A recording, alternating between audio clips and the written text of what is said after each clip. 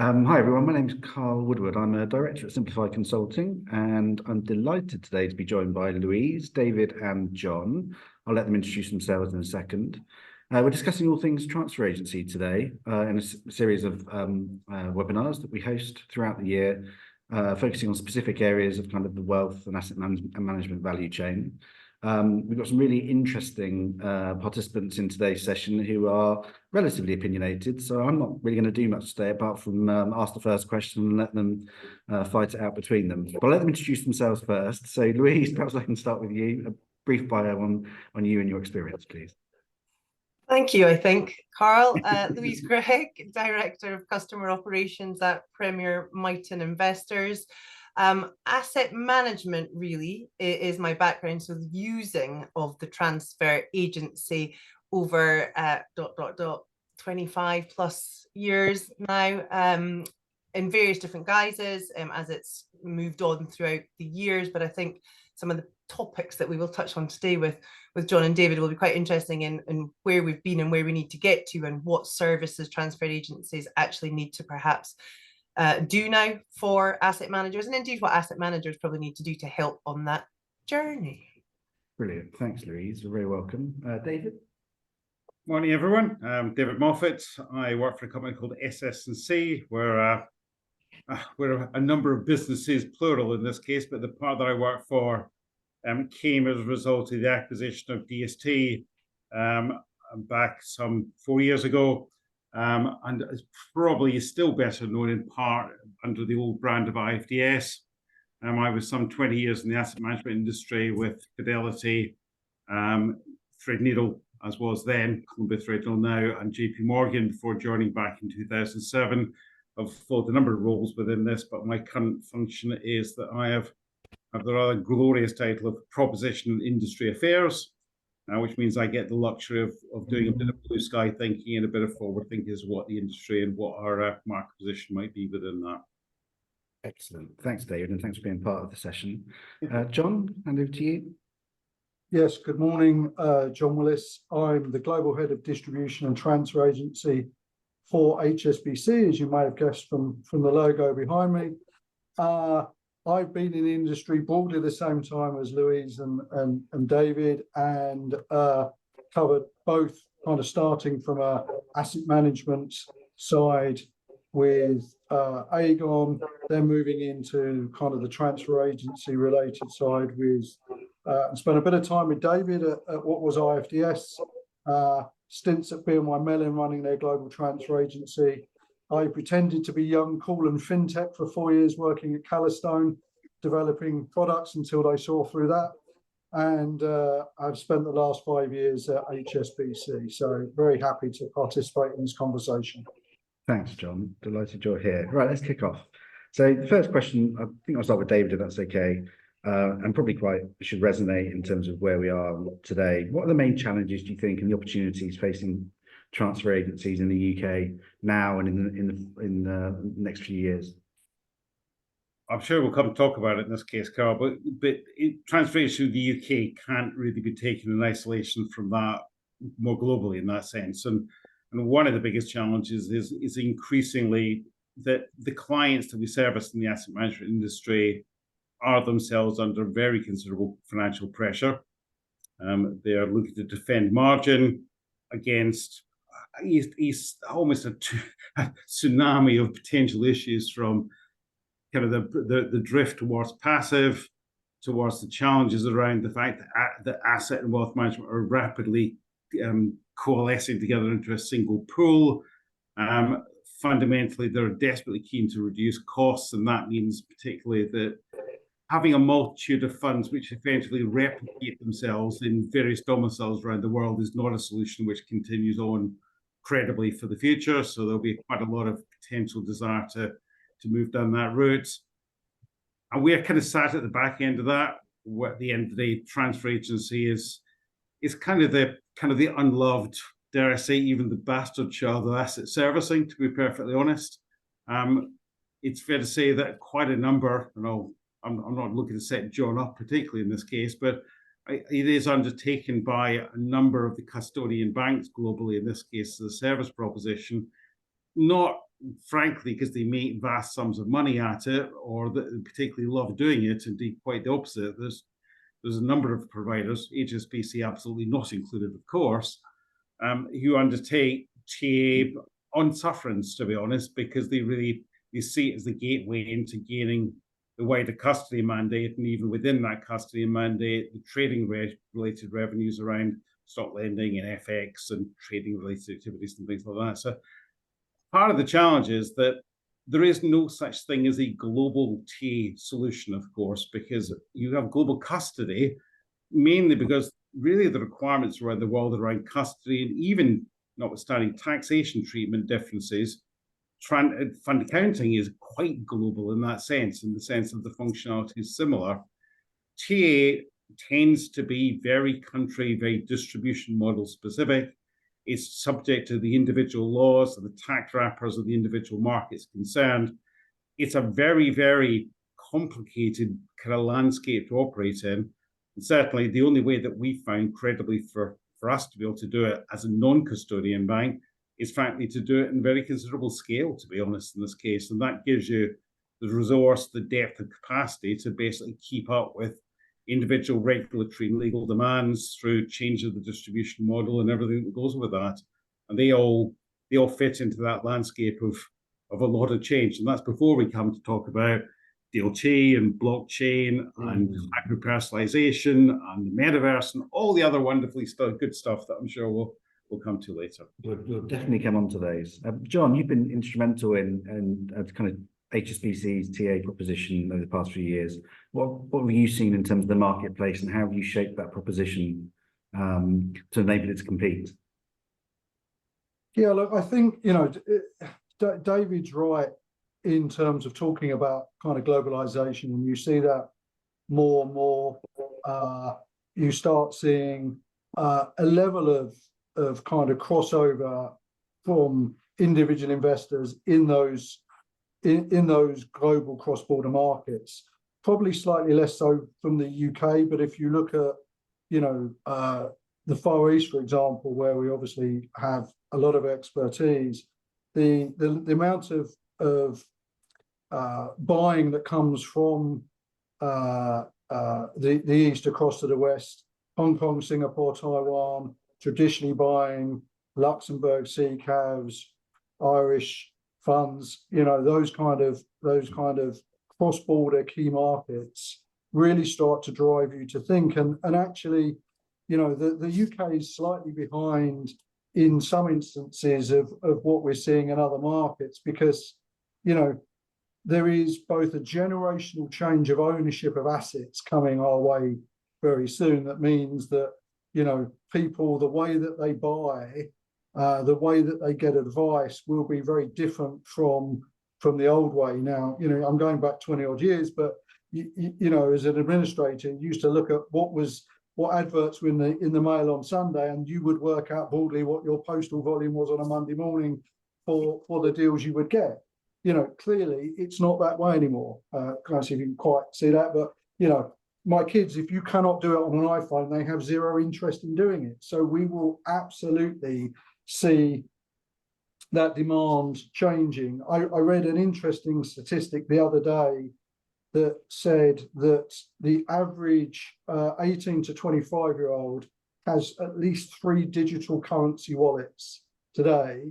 But I would challenge you to say how many of those are investing in funds, be it through, you know, an ISA or anything other than maybe, you know, a pension scheme that their employers put them through to. So, you know, that changes. The ability to connect with people fundamentally changes as well. You know, the new generation of buyers of you know, the underlying funds will change. How they want to buy will change. Where they get advice will change. They won't go to the traditional IFA. They'll go on a platform and say, hey, I've got this to invest. What does somebody suggest?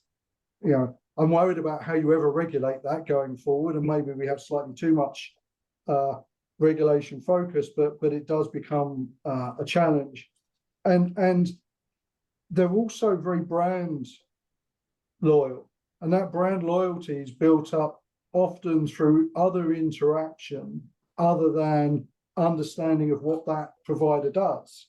And the loyalty to the likes of Apple and other kind of brand products, you know, Adidas, you know, all of those things, they're loyal to those brands because they've given them, you know, what they see as a good set of outcomes. The question says, how do asset managers in the industry attract that same brand loyalty? So I think, you know, the asset managers, the manufacturers will have to think about who they're trying to sell to. I think that will change. We're already seeing it widely across Asia. You take an e-wallet solution, attach it broadly to a bank and put an investment vehicle into it, and it's used hugely without necessarily the depth and quality of the underlying investments being, you know, what they necessarily should be. So I think, you know, there's an evolution coming on in terms of who owns the money and how they will want to buy and what they will want to buy in the future. Well, that's probably a nice lead into Louise, because you're obviously on the other side of the fence, making some of those decisions and thinking about those assets. What's your perspective from a kind of a Premier point of view? Yeah, and I think a lot of that resonates with us, and we have to think about that a little bit more now.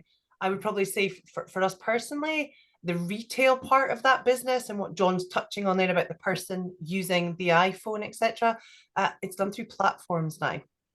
And I would probably say that 85% of our actual retail clients are coming through the platform business. So as an asset manager, we don't have that same look through that we perhaps once did 25, 30 years ago. When we had our own products, we sold our own products, and they sent us a bit of paper in the post, like John sat and looked at the papers at the weekend and thought, oops, we're going to be busy on Monday because, you know, somebody, you know, wrote about us at the time. So I think what needs to change, and it's trying to, is all parties have to work together, and possibly asset managers have been the sticking blocks in that. You know, maybe not us, but some asset managers, you know, not wanting to come to the table or wanting to do things their own way. And I just don't think we have that option anymore, because we have to understand what the platforms have. Premier Miton specifically, I don't think our target market is direct to retail. We don't do that D2C propositions. That doesn't mean we don't want to sell our products to retail. We do, but we would rather do that through an NPS or through a platform or, you know, a different route. So what's really important to us is that look through, and what the transfer agencies, I think, need to help us with and work with the platforms is when you're doing, and I don't like the term admin actually, because I think it makes it sound as if transfer agencies are, I don't know, pushing bits of paper, which really upsets me sometimes. And David and John may feel that from some of their staff. It's way more than admin. They are absolutely integral to making sure that the business can come in, it's done, you know, safely, all the right checks are done, that they contact clients in the right way with letters, etc. So from a transfer agency sitting in the middle, you could argue, between an asset manager or a wealth manager and those platforms or those other wealth propositions that maybe don't want to manufacture a product themselves or indeed do a service themselves. They might want to outsource that. That's where the transfer agencies, I think, have got that key ability. We'll come on to it later because I'm not sure the technology is there yet, but I'm sure we'll touch on that in a bit. But they need to get better at being able to service the asset managers and the platforms and being able to give us the information for that target market. Who is investing in the products? And I don't mean, you know, fund settles of the world or, you know, the JP Morgans of the world. That's no use to me. That's just a custodian. Who sits underneath that? Which advisor firms, which wealth firm, which NPS provider is actually using you as a TA, using me as a provider? I need to know that. I think the TAs need to know that as well. So I do think there's scope there for those three areas to work much better together, which could be technology, could just be everyone sitting in a room again, which we seem to have forgotten. You know, a good old workshop can solve that sometimes. And have you felt the pressure, because I think you touched on this at our conference back in October, the pressure from a consumer duty perspective to have that transparency about who ultimately is investing, who is the end investor is holding those units? Absolutely. And we are having continually that challenge because the, and I forget which E or P or D or F or T or whichever initials we now have to provide. I think DFT, isn't it?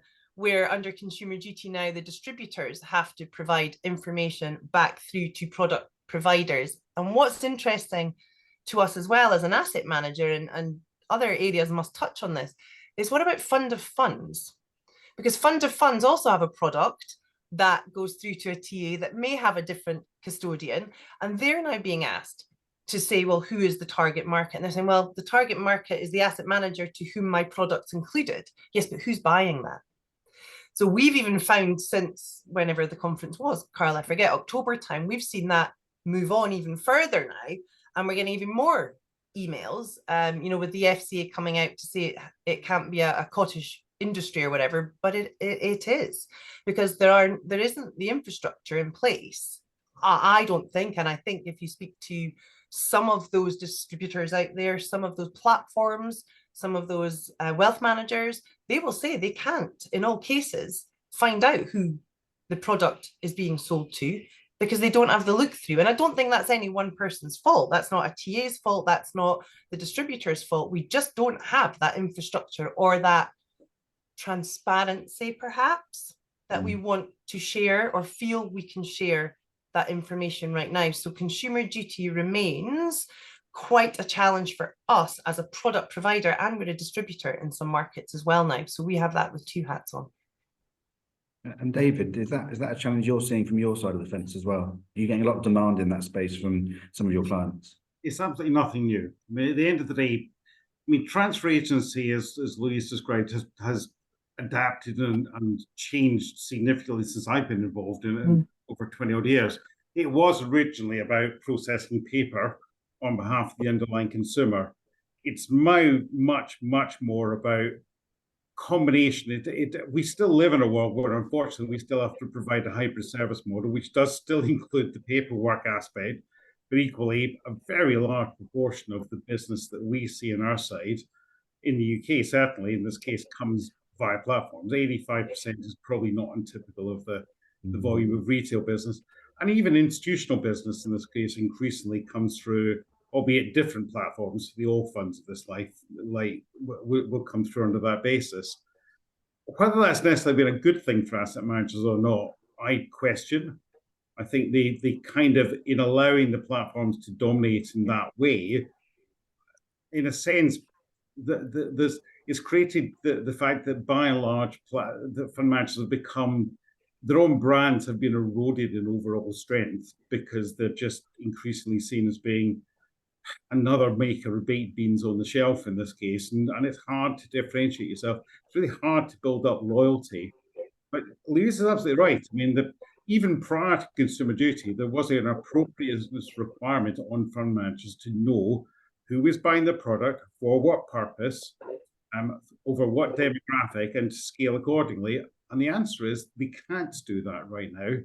None of the platforms in good fashion can give them a breakdown at the underlying investor level. If you pay them, they might give you a little bit more. But as it stands right now, the bulk of the UK platforms will only report on the advisors using and their use of the platform, or the wealth managers using the platform, which is helpful if you're running the sales team. But in terms of discharging and designing your product and understanding its use, that doesn't really help. And I mean, it's easy to cast blame and aspersions, but this goes right the way back to the Consumer Duty changes made back, the RDR changes made back in 2012, where in effect, the regulator, the FSA as it was at that point, removed the ability for effectively for managers to pay money to platforms, except under two scenarios. One was for error rectification work, perfectly fair. And the second was for, inverted commas, marketing materials. And that marketing material was marketing data fundamentally. And essentially, the problem is that therefore the platforms have always viewed the data therefore that they hold on the underlying consumer as being absolutely their IP. And if you want to access it, they would expect any fund manager to actually pay a premium for doing so. And as it stands right now, there's no market developed for that right now. But I think Louis is absolutely right. We need to get beyond this now. And this probably, sadly, to John's point, does require the FCA, as it is now, to be very clear that that information, it doesn't have to be provided at the underlying consumer level by name or identification, but certainly route, postcode, and demographics around known age and things like that would let fund managers much more discharge their responsibility around appropriateness, consumer duty, and better understand who's buying their product, for what duration, for what purpose, and in what combination. And right now, that data isn't available. That's an interesting point, isn't it, David? And I think the industry hasn't been particularly good at coming together historically, all the counterparties getting back into the room and solving some of these problems. I think transfers is a great example of that. John, I just wonder what your perspective is on the role of the regulator. We might come on to transfers later, by the way. I know it's a favoured topic of some on this call. But John, what's your perspective in terms of the role of the regulator in helping driving some of that forward? Look, I'm going to be, a tad controversial for a second, which is kind of news to your ears. But look, I think the regulator signposted this a long time ago. The regulator kind of showed you the industry a direction to travel with MiFID II, and talking about suitability and the requirements of knowing your target market and all of those things. And I think the industry opted to use the fact that you could rely on, the platform, the distributor, to push the responsibility further down. Now, whether that, was all there and available all those years ago, and we're probably talking, when was it 7-8 years ago, kind of MiFID II and all of that came in. That data could have been demanded then by the distribution chain, and 8 years on, we would have fixed the problems of how we pass that data around and the technology required to do that. Unfortunately, we didn't. We kind of looked for the easy out and said, right, okay, let's pass it down. I can rely on that. They're a platform, they're a regulated entity. They can do that. They have to tell me if they think it's been missold into the wrong areas, etc. That hasn't clearly given the regulator the total level of confidence that they wanted.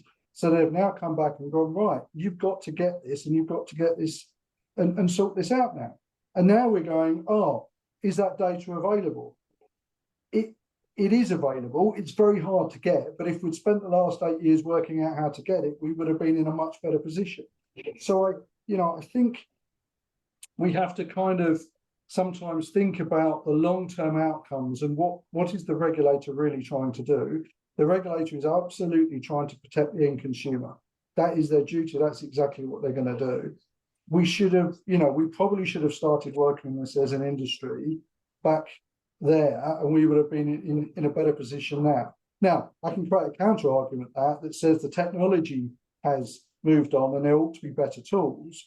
But because the demand wasn't there, those better tools haven't yet been put in.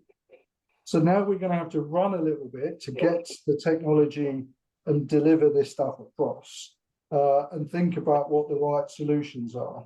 I spent quite a lot of time looking at this when I was at Calastone, and when you have to start, I used to talk about peeling the layers of the onion to find who, the investor in the middle.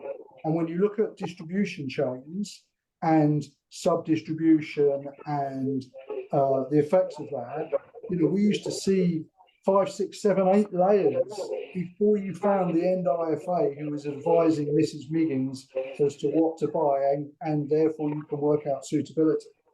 And that layering, probably hasn't improved. In fact, it may have kind of increased slightly over the years. So that's the challenge that we now face. Quite rightly, the regulator saying, ultimately, you're the manufacturer. You've got to make sure your product doesn't blow up and hurt somebody. And you're trying to find out who was advising that Mrs. Miggins to buy the product, layered, through that distribution chain. But, it is there if you can kind of unpick that and get everyone now to understand the responsibility. I want to touch on a point David made earlier around decreasing margins and downward pressures on those margins in TA. And I guess a potential demand going forward for more bundled services. I don't know, Louise, if that's something you're looking at or you're seeing there being greater demand for, whether that's fund accounting, whether that's custody, whether that's more global propositions. Is that an area where you think TA will ultimately have to evolve into? And we'll come on to technology a bit in a minute, but do you see that's inevitable? I'm a bit divided on that, if I'm honest, because I still think, I think it was David that said it earlier as well. We've just touched our little foray into the offshore world. We were primarily a UK business up until very recently. And I think what's very interesting is our TA currently can give us those services from both a UK and an offshore perspective in any jurisdiction for whatever we like, with a cost. And it is still separate, to David's point. And I think it needs to be separate because there are very different reasons for that. Fund accounting, however, just to back up exactly what David said, far easier. A fund is a fund is a fund, especially since it's UCITS mostly if you're in, you know, Europe, if you like. So that fund accounting element, those systems that you use, not to name, you know, the big system that we all have to usually use in a fund accounting world, you know, that is there. So actually, I think that's probably the challenge. How did fund accounting manage that? Is it simply because of the different wrappers? Or is it truly because servicing a client in different jurisdictions do require different things, and not just in different jurisdictions, probably different products and different propositions. So again, we have a few different propositions that we have, mixture between discretionary, direct funds, looking at MPSs, etc. And the same T can't do the same services for all of them. Advisor charging being another one as well. Now that, again, gosh, I can't believe we're still talking about RDR, but David's right. It comes up with me quite a lot as well. Rebates are still around, you know, we haven't stopped that.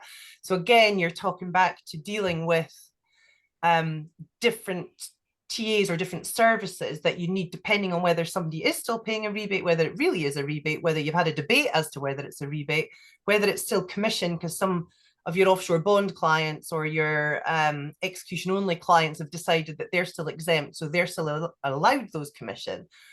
That for me is the issue, because that currently is where a lot of the services are split, and that is consumer duty linked as well, because I personally, and this is a whole different topic, I cannot see how the right thing to do for platforms, for wealth managers, is to put somebody in a more expensive share class just because they then get the commission because an advisor needs paid, or whatever that reason is. Now, some of that's the asset manager's fault, and I get that. If we reduced our, and I think this is David's favorite topic, isn't it? If we reduced how many share classes we had as asset managers, possibly that could help. But again, RDR took away a lot of that buying or bargaining power. So the only way we can offer discounts or any type of commercial arrangements is by launching a new share class. So for a TA, yeah, you know, John, David, I can imagine you're like, really, I want to go and deal with that asset manager who has now launched another 10 share classes, X, Y, Z, because it's got different, you know, AMC points or different discounts. So, you know, getting back to the complex job a TA has, I understand why they are pushing back and they are saying, no, we're going to charge you for that, because we potentially, as an asset management firm or a wealth manager firm, are making it too complicated. So I'm in two minds as to whether you need to get asset managers to maybe rationalize or look at the products that they're offering. We can't do that because we can't get the data. So we don't know who we're selling to. We don't know who the target market is. So there's your one link. Then you have to look at it and say, well, who's just got their big boys and girls pants on and who are just going to go and take that decision? Because the FCA isn't. Controversial, apologies. But, you know, they're not doing it for us. So who's going to make that decision? You know, is it the big asset managers of the world who they say we're all going back into the office 3 days a week, so we all go back into the office 3 days a week? Is it those firms that are driving us? I don't know the answer, and I think we have to not be led by those top people. We all need to come together to have those conversations. Where I do think it works, and I do think the services are bundled, is more, and whilst I don't like the word, you'll know what I mean, is the more admin side. So the more KYCs, the more PIPs and sanction checks, maybe that financial crime type checks, there is no need for those services to be different. That could be for any jurisdiction, for any customer, there's just different levels of it. So I'm afraid I sit somewhere in the middle at the minute, Carl, because I'm not sure TA solely on its own are driving what that requirement is. I think it's asset managers, and I don't think the asset managers, all of us, have made up our mind yet what that looks like either, because we don't have the data. I'm going to add on to the end. It's not all our fault. So it's back to me. I just want us all to work together. There has to be a end to end. Can we not just sit in a room, end to end, work out what it is we need? Little, what are Simplify good at? Gives us, diamonds, triangles, whatever it is. Tell us where our risks are. Somebody needs to do that at an industry level, or we're going to have this conversation again in 5 years and 10 years. Old stuff, the advert. Thank you, Louise. David, you can comment on proliferation of share classes if you like. But also from that bundle perspective, are you seeing demand from clients to offer more for you to provide more of the value chain? What is about it? There is no. The UK is genuinely quite different from, for example, the rest of Europe. In the rest of Europe, transfer agency is a very institutional activity. In this case, you don't, by and large, deal with members of the underlying public at all. And there's no legacy of that at all. All of it largely comes from a banking style model where the underlying bank will hold the details of the underlying consumer, and it will come through a CSD of some description, a Euroclear or a Clearstream, and you've already very institutional service. So TA, entirely understandably, is a much more bundled model in Luxembourg and Ireland, and you get different parameters around that around the domestic markets in Europe. The UK has always had a slightly different model. And very much business I work for in this case has made a virtue of doing transfer agency, and we support under half the market just about in the UK. In the US, it's nearly 70%. If you're doing it in scale, you can actually carve a niche out for yourself, but it's very hard. If you are setting up a new transfer agency business, God help you, it's hard work to build the scale to be able to afford to keep up with the regs and everything else that goes along with this. So I think the answer is, I think there is an expectation that transfer agency will be more than it is right now. And that can include things like doing fund accounting, because actually fund accounting kind of equally is not particularly something that a lot of the big custody banks greatly want to do. It's error prone, it just gets in the way a little bit. Not quite to the same extent as TA, but nonetheless, if the big custody banks could have their way, they'd happily just be the custody bank and provide the depository services, because that's fundamentally where they make their money more than else. I think from our viewpoint, I think a lot of this will really depend on a lot of the change. And at the end of the day, fund managers valuing a global relationship with somebody providing the TA service at a quality level that they're prepared to pay for. If at the end of the day, fund managers in this case want to find the lowest cost solution, then I suspect probably bundling is the route it will head down, and the UK will coalesce more into fundamentally the European model. And I guess the only bit you'd overlay over that is the fact that there's a number of trends which go against that. The move from collectives to ETFs, the moves increasingly towards personalization and essentially US-style direct holdings on behalf of the underlying investor rather than using collectives as a whole. And then beyond that, you're then into the whole DLT and blockchain debate about fundamentally will that change the dynamic? And then back to John's point about the fact that our whole industry has lived its whole life servicing the boomer generation. And as you see that change, the manner in which people deliver, distribute, service underlying investment products and services will be very different than it is today. And where does that leave TA? Well, I'd like to believe that actually creates opportunities for it, but equally, there's any number of people out there in the market, Carl, as you know, who basically try and write the death knell of transfer agency. We'll see.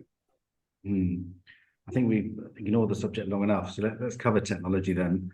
Obviously an enabler for perhaps addressing some of the margin challenges around TA servicing and for joining the industry up a bit more effectively. John, what's your perspective on distributed ledger technology, blockchain, etc., and what that might do? So, look, I think and again, just one point on kind of, you know, your terminology about the constant squeeze put on the margins of transfer agency. Transfer agency is the first part that normally touches the person giving you the asset, whether that's a retail customer, a platform, or whatever. You have the opportunity to really upset that entity, whatever it is, if you get their name and address incorrect, if you set their details up incorrectly, if you don't put them into the right fund. And yet that seems to be the first place to squeeze and push the price down. You know, if you look at any other kind of selling place, the place where you spend the money is the point of contact with the customer, but kind of not in our industry, right? And it's interesting. But if we come back, and I'll try and tie the technology statement with the kind of share class proliferation and everything else, there ought to be now the ability to unbundle the technology provision, because we've all traditionally sat on very large technology stacks. This big stack does TA, this big stack does FA, this does something else. When you move into a kind of world of more microservices architecture and you think about putting the data at the core, it becomes much easier. So one of the things we've done over the last few years is build out a global platform where all of those specific requirements for jurisdictions or geographies or regulators sit at a data level and not at the delivery level. Now, if you take that one stage further, what is the difference between share classes? It's the application of a different fee structure. It's the application of something else. The only reason today why the asset managers launch a new share class is the only way that the TA is traditionally able to deal with it, and the fund accountant is traditionally able to deal with it, is by launching a separate share class. Now, what we're seeing more and more is a blurring of requirements from TA or FA. This thing needs to happen, and you get into a debate, where is the easiest place for it to happen, on the TA technology or the FA technology? Actually, if you think about flattening everything and saying, I've just got a series of services that needs to be delivered, let the technology deal with it. So you could drive, you know, all of that proliferation of share class back to much more common share classes with an overlay of something that you want to happen. Again, not a great use of the word but you know, a rebate to this group of customers who have come in via this distributor with this set of attributes, a different charge, a substructure, a hedging effect on part of the portfolio. People want to run certain different currencies. Why does that have to be something different? So actually, if you start thinking about removing kind of TA, FA, all of these kind of traditional verticals, and say, right, there's a series of activities that need to happen. How can you put the data in a place where those activities can happen over the data? You know, if you start really thinking about the capability, and we always jump to distributed ledger technology, right? And let me just get this statement out there. Do I think that the elements of what reside in our industry today fit on DLT? Absolutely. Kind of, if you look at what it was, you know, what it does out the tin, it adds up a series of orders and creates a kind of immutable record and a register. Right, that's kind of what we need to do, right? Do I think DLT is the best place for customer AML KYC?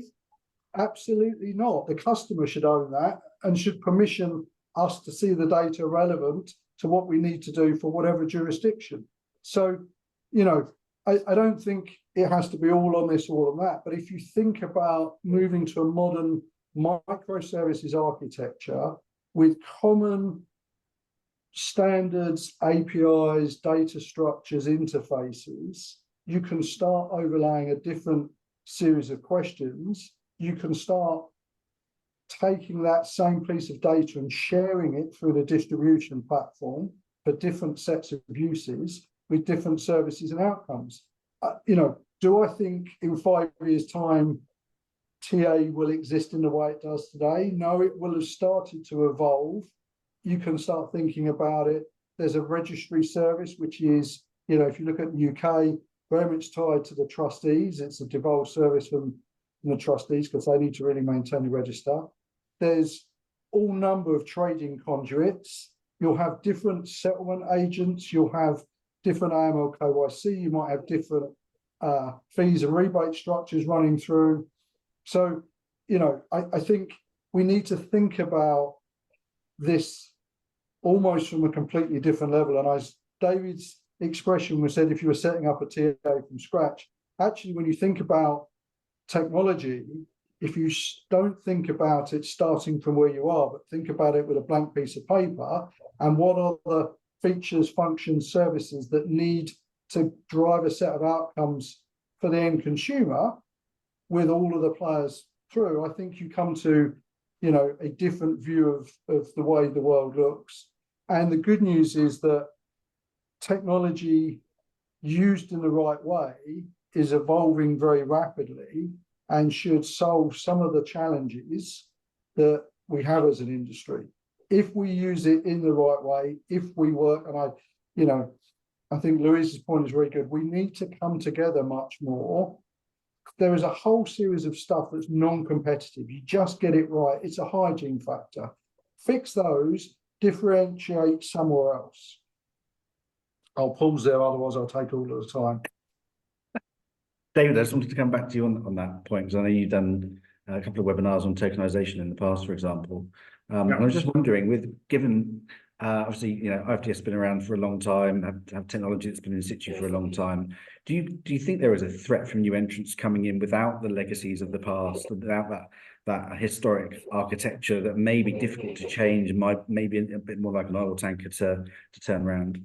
No, I think that there's some both truth and risk in that from the standpoint of being a transfer agent in the current market today. I mean, you could argue, and you get this a lot across the industry, there is a number of, if you like, stakeholders in place in the current infrastructure that runs from everything from the one end, custody banks and service providers like ourselves, fund managers, consultants, depositories, right the way through. And I would argue in this case, even the FCA is a stakeholder in their own right with a certain vested interest in the current status quo, because that provides the regulatory framework that justifies the employment of 2,000 old folk out in the first square. So there's a real risk, I think, to John's point, that DLT is just one aspect of technology. It's probably more towards the cutting edge. But it's hard to see, unless you're prepared to truly embrace the whole of the so-called digital native use of DLT, then you're not going to see the dramatic savings. And that is almost predicated on the expectation that a number of existing providers in the marketplace, both in individual business terms and in functional terms, quietly almost sign their own kind of suicide note, to be honest, to actually embrace that. And that's just, I can't see how that can happen. I think what we'll end up with is a very bastardized form of DLT, which is essentially runs DLT in parallel to the existing constructs and models in the current regulatory framework. And actually under that model, at least because of the retooling costs and kind of new work that's involved in all of that, if anything, that's going to be more expensive than the current model we have today, and will be for quite a number of years, to be honest. And if we end up with that perpetuating into the middle distance, to be honest, at that point, DLT will just become, well, dare I say it in this case, will just be another low-cost load around the neck of an industry that is desperately under pressure to try and justify its very existence and the value it provides to the underlying consumer. It's an interesting point. And from your perspective, Louise, and a Premier Knighton perspective, that investment in technology obviously needs a business case and needs to address some fundamental deficiencies in the way you service your clients today. Is that a difficult thing to achieve? Is that a difficult project and transformation to embark on, given the costs of IT change? That's interesting. So yes, if we were doing it ourselves, I think one of the phrases we often use is, and both John and David have touched on it, wouldn't it be nice if the world could end, or just pause rather, not end, that's a bit dramatic. Pause. We're not ending, take that back. We're pausing, fix the bits we want to fix, and then start again from that blank page. Right. And unfortunately, we can't. And we have that conversation so much within my team, with the TA as well, because when you try and put sticky plasters onto things, and no matter whether it's for the right reasons, because you know this new bit will definitely improve it, you want to have this new bit for a customer, you still have to, at the minute, stick it onto something that's already there. And I think that's where the challenges lie for the transfer agency. So from a cost perspective, I've seen they want to make that change. The people I know that work for transfer agencies, the transfer agencies that I use, they do want to spend the money. So I don't think they're restricting themselves. They do need a business case for it. And I think we saw that I'm saying quite recently, I'm going to use my transfers word again. I always manage to get that in. A couple of years ago when it was after the platforms market study, wasn't it? I think when there was a slight change, again, half attempt at making transfers easier, where you had to have the transferring party had to do the conversions, for example. And what you saw there was no providers, ISA managers, I'm going to say, not just asset managers, ISA managers, whether that's wealth managers. They wanted the people in the middle. And I shan't use the names of those systems and companies that sit in the middle, but I think we all know who they are. One of whom has been mentioned on the call today, who suddenly said, yes, we'll easily fix that for you. We'll make transfers easier for you, but we're going to charge you all X amount of money. And everybody went, what are you charging all of us that same amount of money for when you're making that change as a result of this platforms market study?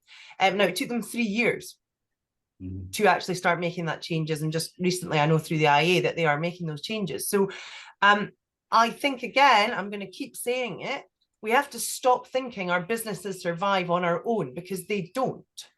If we don't have each other to make, to push through the change, to realize that there's a cost associated with it, I don't think things will change. But at the same time, I think if people have the money, they're willing to pay for it. They want it to be better. They want the customer journey to be better, to John's point. They want to stop having to go to 4 different parts of a very well-known bank because they've merged, 4 times over the past 10 years, and you have to write to each of those different entities individually to change your address. They want to be able to go online and change that address, and that's where the technology has to come from, and that's where the money has to be spent. That's where John's kids are going to find it much easier to do business with us, but they're still putting it on top of old technology, and that's where you will find the problems, and that's the solution that we really need to fix, in my view, because we can all sit in a room and come up with the great ideas for the future. They're there, we know what they look like, whether that's technology, robots, whatever. Put it on top of old technology, you're going to still break, or you're going to need umpteen reconciliations, aren't you, to make sure the data transferring from one to another, remains valid. So yes, is the short answer. We absolutely are willing to spend money and to look on technology improvements. Yes, we will support our TAs in doing that, but only if that doesn't cause extra work because you've put it on top of something that is already not strong enough, or on top of another technology that we already know has flaws. Really good point. We are taking questions, by the way, and we've had our first one come through. This is back at you, I'm afraid, Louise. To John's point of starting with the end in mind, really interested in Louise's view on what Nirvana would look like. Oh my goodness, that's a whole section on its own. I'll get a podcast going. Give the 2-minute answer, Louise. Yeah, the 2-minute answer for me is, I have always said that you get everybody in the room and you map it out. Now, I have a risk background, so I think that's where that comes from. If you map the end-to-end process, you absolutely, everything's on the table.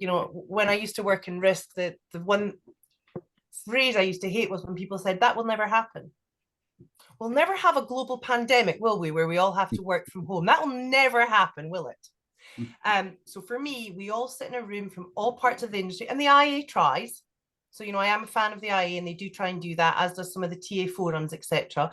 But those groups are still working independently. So what I'd love to see is we all get in a room, you know, Chatham House rules, whatever, we just say everything as to what we think should be better, get that written down, map it out. We have a lovely BA from Simplify Consulting that will map that out for us. And that's where we start having the conversations. We don't start from the top. We don't start from saying, oh, if only it was like this, or oh, 20 years ago we did this. We actually get distribution in the room. They tell us who they're selling to. We get the platforms in the room. They tell us what their challenges are. We get the asset managers in the room.